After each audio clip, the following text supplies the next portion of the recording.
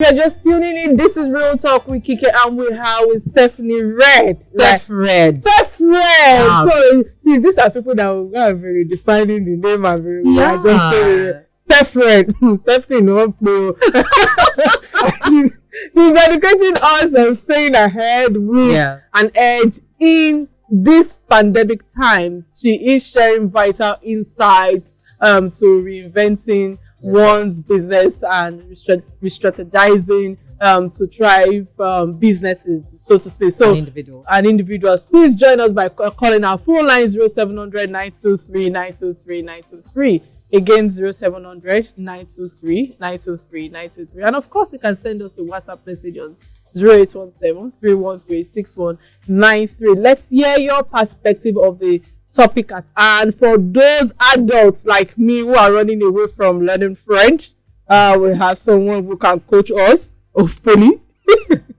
So only a few businesses, Steph, have survived beyond 5 years. Most crash within the maybe 12 months or thereabouts. And I really don't know or don't want to limit that to the financial causes alone. So why do you think people have that short lifespan to businesses? Okay, many people actually say it's an uphill task to do business in Nigeria. Okay, so no ease of doing business in Nigeria. Ease of doing business, right?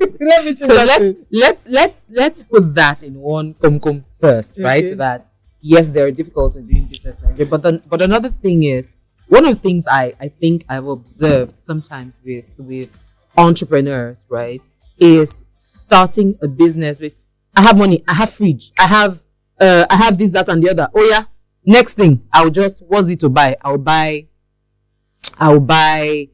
just go and buy cold room and start selling fish, right? What is the vision for it? What is the goal? What are your objectives? What is the long-term plan? Where you have, so pretty much, because it's the entire thing is unveil, review, redefine, and relaunch. So it's a thing of unveiling is where you come to the place of self, or the place of, so that self could be individual, or it could be an organization. Say, okay, where am I? Okay, so this is me. So you unveil yourself and come to your truth, and then you review. How far have I come? What have I become? So people like to say, that's how I am. No. That's not who you are. That's who you have become as a result of what you have constantly seen, heard, and experienced in different environments that you've gone through. So if you can't just keep sticking to how I am, you have to begin to think of who I have become and who I now want to intentionally become. So coming to that place of review, what are my success and my failure factors that have brought me thus far? What failures have led me here? And what successes have led me here? Okay? So when you review that, you now have to envision at that point, based on what I have realized, who do I want to be? Where do I want to go? And that who do I or where do we want to go could be an individual deciding or be an organization deciding. So where do we want to go? You have to, when Muhammad Ali says, I float like a butterfly, I sting like a bee. Your hands can hit what your eyes don't see, right? I was just brooding over that once, and what just came to me was, your hands can't behold, your hands can't embrace what your mind has not envisioned. When you envision it and you see the big picture, you bask in the euphoria of the beauty of it, then you step back from time into the present and begin to redefine the rules of engagement that you need to engage to help you achieve what you have seen. So when you have reviewed yourself, success and failures thus far, you redefine yourself to say, okay, this is what, based on my envisioning, this is what I want to do. This is where I want to get to. This is how far. And even if the storms come, of course, many times we prepare for all bright and beautiful sunshine and forgetting that rain will fall and forgetting that the storm will come. So it's good to enjoy sunlight and brightness, but you must plan for storm. So don't just pray that I have 50 million naira today, I'm going to buy fridge and buy cool room and just open. Yeah, right? In the event that tax or the hardship of doing business in Nigeria hit you, what are you gonna do?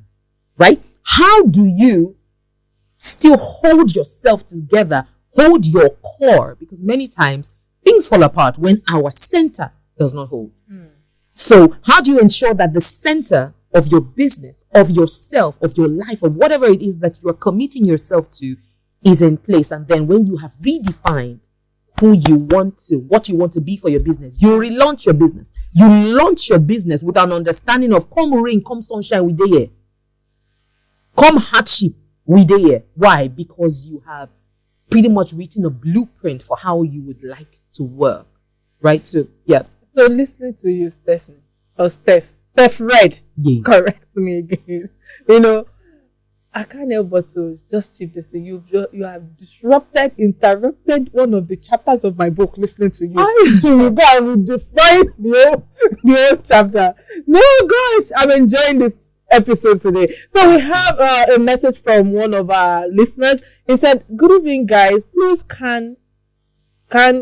okay, I think what she meant, or he meant, is that can you help with your social media address again or send it to me? I used to be a very good French student way back in school. Now I want my 13-year-old to also study and speak French. Are you planning any French summer program for children online this year?" That's a very good question. Summer what's it called? Program for children online this year. Are you planning any? But of course, she has a program in planning for adults, not for children. The program is in March 6th. I am planning for adults, but not for children. Not for children. It's for. But my social media handle is at I am StephREDD. IAMSTEPHREED. I beg your pardon. STEPHREED. StephREDD, red with an extra D. Yeah. StephREDD. Yes. StephREDD. All right, guys. So StephREDD, in alignment with the challenges of this period, you know, what sustainable solutions are there for business owners? You know, for those who listening to you right now, what are the suggestions, so to speak, that you can give to them? So another thing is, right, in business, what works for another person might not work. What works for the goose will not work for the gander. Goose and gander. Yes. But I believe you will remain in business so long as you are adding value. And so long as you have. So first thing is, why are you in business? What value are you adding? What is your use? Who will miss you if you're not there? Who needs you? So long as you are in need, you will never go out of business and you will never go out of money. Absolutely. So the ability to identify a need and meet that need, you will never go out of business. Even in the middle of a pandemic, people are mopping it in the back. Oh yes. What? Oh yes. People are moving it in trucks. So even in the middle, regardless of when some are saying there's a casting down, some are saying, let me tell you, some people are saying this pandemic should continue under fire. But there are people that are actually saying, God, this pandemic shouldn't finish. I'm having the time of my life, right? But the thing is, you have even those that work. So it's not just for business, for career people.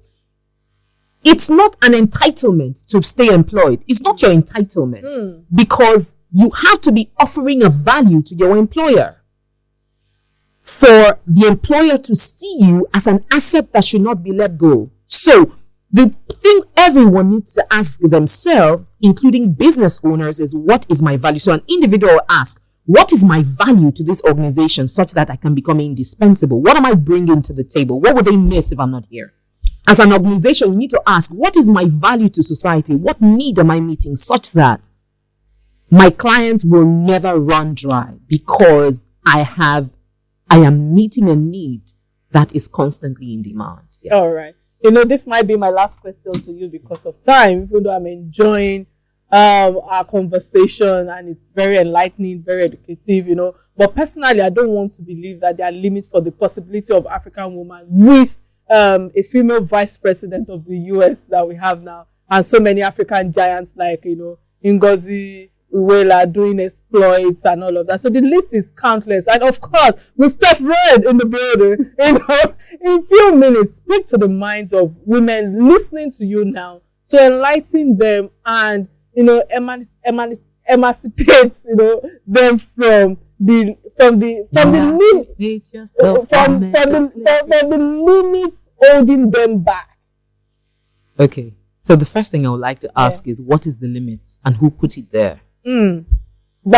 What is the limit? So, yes, there are limiting beliefs that hold many people, but what exactly? You now need to come to the place where sometimes we are the ones that limit ourselves because we assume that someone else is thinking what they have not said to us. But what is really happening there is about perception. Perception, they say perception rules the world. Many times we have a perception that a door is closed, right? Yeah. But have we actually gone to that door to find out whether it can open? And then open it, turn it open. If it doesn't open, look for a key. If it doesn't, kick it down or blow it up. If it doesn't open, okay, but how badly do you want it? How badly do you want that thing that you seek or that you desire? And what are you willing to commit yourself to achieve it?